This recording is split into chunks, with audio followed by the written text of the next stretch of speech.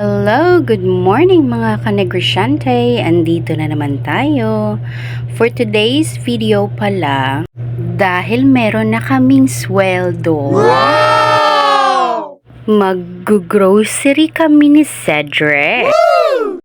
Oh gosh, I'm so excited. Charis, practice lang guys. Pati ka na 300 lang naman ang amon di kwarta. Mabaka lang man kami shampoo namon. Nga si Cedric na lang na ang nagmatumato nga mangita. Sige noy, go lang. Ang green pangita na amo na siya. Feeling lang gid kuya, gintistingan lang namon kung anong feeling nga makakwa sweldo halin kay Meta. Yun. Ma-add to cart lang kami sa ikaduwang item, purple. So, amo ni siya ang matawag mo nga orange basket. Kay literal nga orange ang colors ang basket nga ginakapta ni Cedric. So, next stop namon is habon.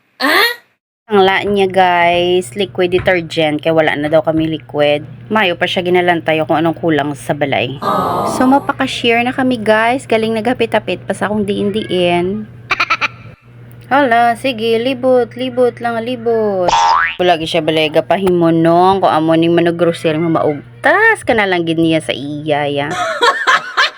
Or na guys, sa wakas, nakapay naman gid kami. Well, anyway, that's all for today guys. Thanks for watching. Babu!